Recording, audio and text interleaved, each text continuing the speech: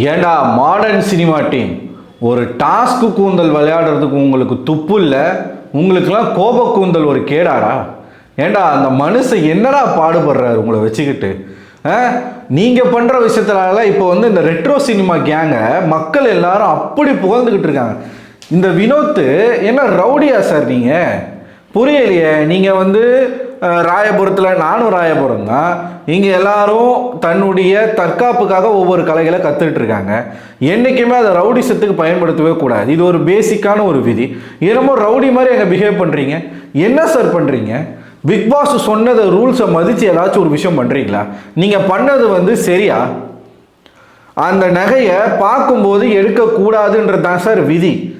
எவ்வளோதான் அந்த மனுஷன் உங்ககிட்ட பாடுபடுவார். இதுக்கு அடுத்த வீடியோ தான் பிக் பாஸ் பரிதாபங்கள் நம்ம போட போகிறோம். ஏன்னா இப்போ தான் இந்த சம்பவங்கள்லாம் நடந்து முடிஞ்சுது.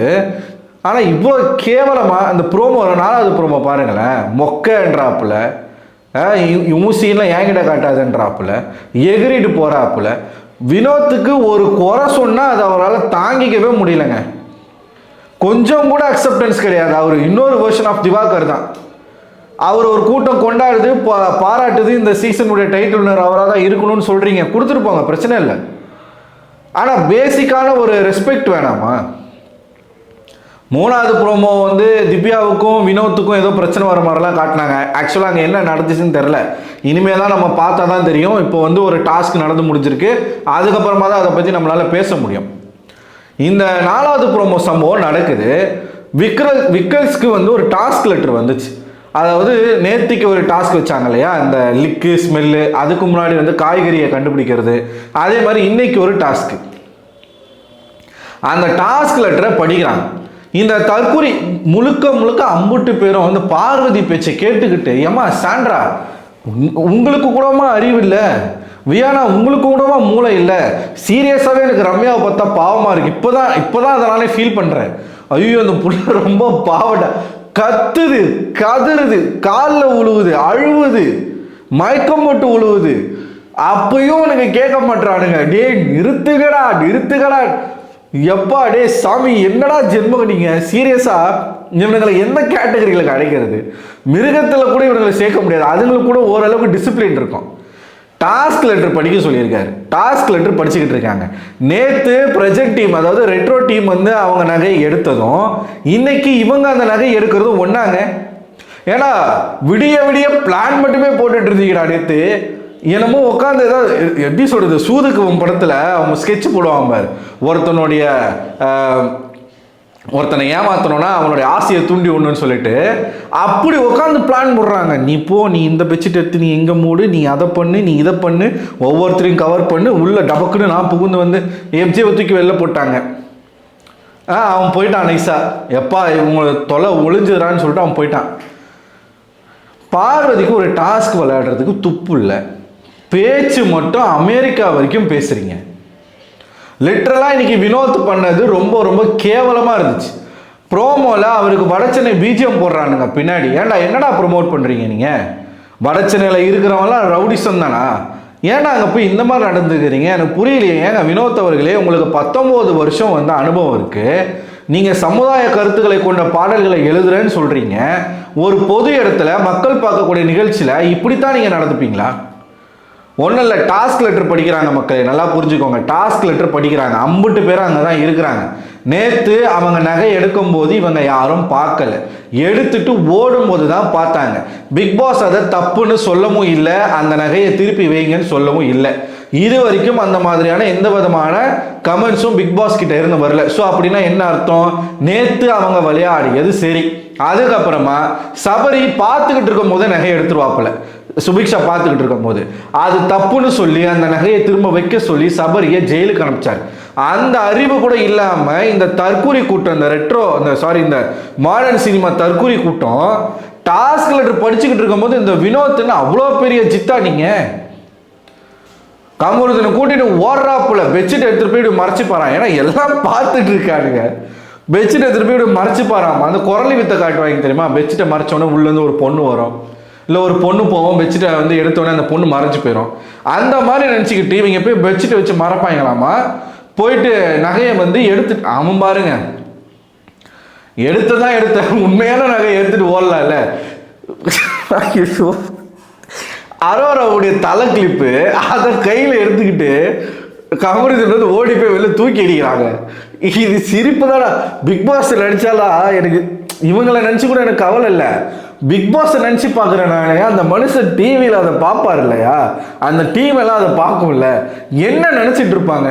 அவர் நேற்று தான் சொன்னார், நான் அவங்க எல்லாரையும் டிசோன் பண்ணுறேன், நீங்கள் வந்து என்னை ஏன்பேக் பண்ணுங்கள், இன்டிசிப்ளினாக இருக்கீங்கன்ட்டு டாஸ்க்கை படிக்க சொல்லி அவர் நிற்கிறாரு.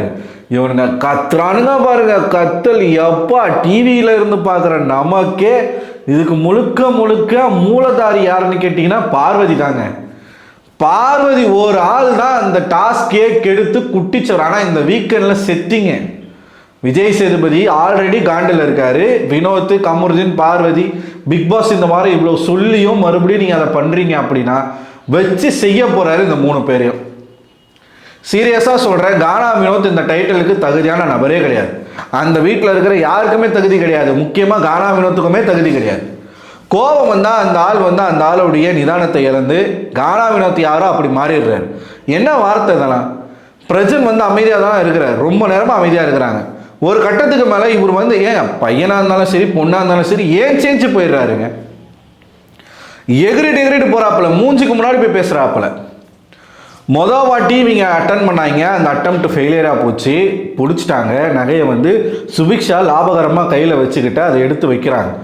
மறுபடியும் டாஸ்க் லெட்டர் படிக்கிறாங்க, அது பேனான்னு சொல்லி அது வந்து தப்பு, அப்படி பண்ணக்கூடாது, பார்த்துட்டு இருக்கும்போது திருடக்கூடாதுன்னு சொல்லியும் மறுபடியும் ட்ரை பண்ணுறானுங்க அந்த கானா வினோத்தம்.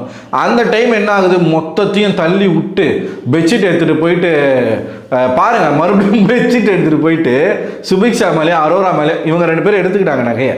பெட்ஷீட்டை போட்டு மிதிக்கிறாங்க பாருங்கள், சாணி மிதிக்கிற மாதிரி 2 பேரும் மிதிக்கிறாங்க.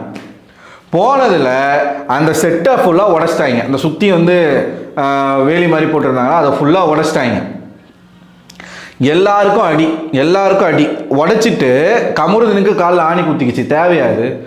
மொத வாட்டி அட்டம் பண்ணும்போது அமித்து போயிட்டு சபரி வந்து பாக்கெட்டில் வச்சிருக்கிற மாதிரி ஒரு பாவலா பண்ணுறாப்புல அமித்து போயிட்டு சபரி கிட்ட இருந்து அதை எடுக்க போகிறாரு. கானா வினோத்து புடிச்சு தள்ளுறாப்புல, விட்டா அடிச்சுப்பாங்க போல இருக்குது. அந்த மாதிரி தான் போய்கிட்டு இருக்கு. மொதல் வாட்டியும் ஃபெயிலியரு, 2வது வாட்டியும் ஃபெயிலியரு. மறுபடியும் நகையை வைங்கன்னு சொல்லி சண்டை போடுறாங்க. நாங்கள் மறுபடியும் ட்ரை பண்ணுவோம் வைங்க. இதுவாடா டாஸ்க்கு? என்ன டாஸ்க்கு அவங்களுக்கு பாருங்களேன். அது வந்து தொடர்ச்சியாக தோத்துக்கிட்டே இருக்காங்கல்ல, தோத்துக்கிட்டே இருக்கிறதுனால மண்டைக்கு வெறியேறி பித்து பிடிச்சிருச்சு. 50 பேரும் ஜாம்பி ஆயிட்டானுங்க. ஜாம்பி ஆகி வந்து என்ன டாஸ்க்கு, என்ன சொன்னார், என்ன பண்ணிட்டு இருக்கோம், எந்த விதமான நிதானத்துலையும் இல்லை. சாண்ட்ரா நேராக போய் பிரச்சனை தான் பிடிக்கிறாங்க. அதனால தான் பிரச்சனைக்கும் சாண்ட்ராவுக்கும் சண்டை. இது பர்சனலாக போய்கிட்டு இருக்க போகணும். எவ்வளோ வார்த்தை விடுறாரு தெரியுமா கானா வினோத்? அவர் மிரட்டுறாருங்க. அவர் லிட்டரலாக என்ன பண்ணுற ஏ மொக்க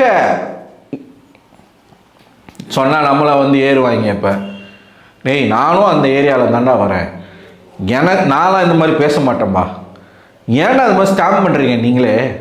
நான் இங்கேருந்து வந்தால் இப்படி தான் இருப்புன்னு ஏன் காட்டுறீங்க அங்கே? அதனால தான் திவ்யா கேட்குறாங்க, வயசுக்கு ஏற்ற அறிவு இருக்கா? இதெல்லாம் இந்த பேச்சு தேவையா உங்களுக்கு? வயசுக்கு ஏற்ற அறிவு இருக்கா? இப்படிலாம் பேசலாமா அப்படின்னு கேட்குறாங்க. டோட்டலாக வந்து இன்னைக்கு ரொம்ப உச்சத்துக்கு போயிட்டாங்க. உச்சத்துக்கு போயிட்டு மொத்தத்தையும் கொலாப்ஸ் பண்ணி பிக் பாஸ் வந்து அழுதுருப்பாருன்னு நினைக்கிறேன். அவர் எனக்கு என்ன பண்ணிட்டு இருப்பாருன்னு எனக்கு புரியல. கண்டிப்பாக அவர் வந்து கதறி இருப்பார். பிக் பாஸ்னுடைய கதறல் இந்த வாரம் வீக்கெண்டில் வெடிக்கும், நிச்சயமாக வெடிக்கும். ரூல்ஸ் படி விளையாடினாங்களா கேட்டால் அவனுக்கு என்ன சொல்கிறானுங்க, நேற்று நீங்கள் வந்து கதவை போட்டினீங்களே பார்வதி, இது வந்து இந்த பார்வதி வந்து ஒரு எடுப்பு, இந்த எடுப்புக்கு ஒரு துடுப்பு கமருதீன். நேற்று நீங்கள் பண்ணும்போது உங்களுக்கு தெரியும் பைத்தியங்களா, அது வேற, அது ஸ்ட்ராட்டஜி, நீங்கள் அப்போ பார்க்கல, அந்த மாதிரி தான் நீங்கள் பண்ணியிருக்கணும். நீங்கள் 50 பேரும் உக்காந்துக்கிட்டு இருக்கும்போது ஏங்க கொலை பண்ணணும்னா தெரியாமல் பண்ணணும். எல்லாரும் முன்னாடி கண்ணு முன்னாடி போய் குத்திட்டு நான் கொல்லலை அப்படின்னா என்ன அர்த்தம்? இது நேற்று நீ என்னை தெரியாமல் குத்துனல, நான் உன்னை தெரிஞ்சே குத்துறேன்ற மாதிரி இருக்குது. கர்ணனுடைய கவசத்தெல்லாம் பிச்சுட்டாங்க, அமித்துடைய கவசத்தெல்லாம் பிச்சுட்டாங்க. அப்போல தேவையாடா? டே அந்த நகை வந்து டாஸ்கே கிடையாதுடா. அதை போய் பிடிச்சிக்கிட்டு இவ்வளோ தொங்குறீங்களே. இத்தனைக்கும் நகை தான் டாஸ்க் அப்படின்னு சொல்லியிருந்தா வினோத்துக்கு கொஞ்சம் கூட அடிப்படை அறிவே கிடையாது. வினோத்துக்கு, சபரிக்கு. சரி, வினோத் தான் அப்படி பண்ணுறாரு, சபரி அமைதியாக மூடிட்டு இருக்க வேண்டியதானே, தப்புன்னு சொல்ல வேண்டியதானே. பண்ணிட்டாரு, அவரும் கூட சேர்ந்து அவரும் பண்ணிட்டா. அப்படியே லாஸ்ட்ல வந்து ஒரு ஆக்டிங் கத்துறது, அமைதியாக இருக்கடா அப்படின்னு கத்துறது. அங்கே தான் இந்த பேச்செல்லாம் வருது. எப்ஜே வந்து பார்வதியை சொல்கிறது, நீ வந்து கமருதீனை திட்டும்போது நீ பார்வதி கொண்டுனா வந்துடுவேன், அந்த பிரச்சனைலாம் வந்துச்சு இல்லையா, அதெல்லாம் அங்கே தான் வருது. ஒட்டுமொத்தமாக மொத்த வீட்டையும் வந்து இவங்க ஒரு மாதிரி அலங்கோலம் ஆக்கிட்டாங்க. இந்த ஷோ எவ்வளோக்கு எவ்வளோ நாளுக்கு நாள் கேவலமாக போய்கிட்டு இருக்குன்றத மக்கள் பார்த்துக்கிட்டு இருக்காங்க. இப்போ எல்லாரும் பேச ஆரம்பிச்சிருக்கிறாங்க, 75 நாள்லயே முடிச்சிருங்க இந்த ஷோவை, எல்லாரையும் வீட்டுக்கு அமுச்சு விட்டுருங்க, ப்ரைஸ் மணியை 10 லட்சமாக கம்மி பண்ணி கொடுத்து அமுச்சு விட்டுருங்க, எவனுக்காச்சும் கப்பு கொடுத்து இந்த சீசனை முடிச்சு விடுங்க. வேணான்றாங்க மக்கள், வேணான்றாங்க. இந்த சீசன் எந்த அளவுக்கு ஒரு நெகட்டிவான பேர் முன்னாடி எடுத்துச்சோ அது அப்படியே அந்த கிராஃப் ஏறிட்டே தான் போகுது, இறங்கவே இல்லை. கடைசியில் பிக் பாஸையே நொந்து நூடல்ஸ் ஆக்கி அந்த மனுஷன் அவர் பேசுறத கேளுங்களேன், நொந்து போய் பேசுறாப்புல, வாய்ஸே வரல. அவரும் ரம்யா மாதிரி பேசிக்கிட்டு இருக்காரு. ரம்யா எப்படி பேசுறாங்க, எனக்கு உடம்பு சரியில்லைடா, என்னை விட்டுடுங்கடா, அப்படி அந்த ரேஞ்சுக்கு வந்துச்சு அவரோட வாய்ஸ். நீங்க கேளுங்க. பார்வதியை மதிக்கவே இல்லை பிக் பாஸ். அதுக்கப்புறம் ஒரு டாஸ்க் நடந்துச்சு, அந்த டாஸ்க் கூட நான் அடுத்த வீடியோவில் பேசுகிறேன். அடுத்து பிக் பாஸ் பரிதாபங்கள்லாம் அந்த டாஸ்கில் வரும். ஸோ நீங்கள் என்ன நினைக்கிறீங்க, இதான் நடந்துச்சு. வினோத் அவர்கள் ஒரு மாதிரி வந்து ரவுடிசம் பண்ணுறது. இப்போ பிரஜனை பேப்பர் ரவுடின்னு சொல்கிறீங்க, அப்போ வினோத் என்ன உண்மையான ரவுடியா? உண்மையான ரவுடியா? டாஸ்க்காக விளையாண்டா சப்போர்ட் பண்ணலாம், டாஸ்க்காக விளையாடாமல் ஒரு மாதிரி வந்து வெறியா, அதான் ஒரு ஜாம்பி மாதிரி விட்டா கடிச்சிருவாங்க போல, ஒவ்வொருத்தரையும் அங்கே கடிச்சு கொதருவாங்க போல. அந்த மாதிரி ஏன்னா அரோரா தலையில் இருக்கிற கிளிப்பை கொண்டு போய் தூக்கி அடிக்கிறடா கமருதீன், நீ இவ்வளோ மக்காவா இருப்ப, சை போங்கண்ணா. மக்கள் நீங்கள் என்ன நினைக்கிறீங்க? உங்கள் கருத்துக்களை மறக்காமல் கமெண்ட் பாக்ஸில் கமெண்ட் பண்ணுங்கள். அடுத்த ஒரு வீடியோவில் உங்களை சந்திக்கிறேன். அதுவரை உங்களிடம் விடைபெறுவது நான் அரவிந்தன்.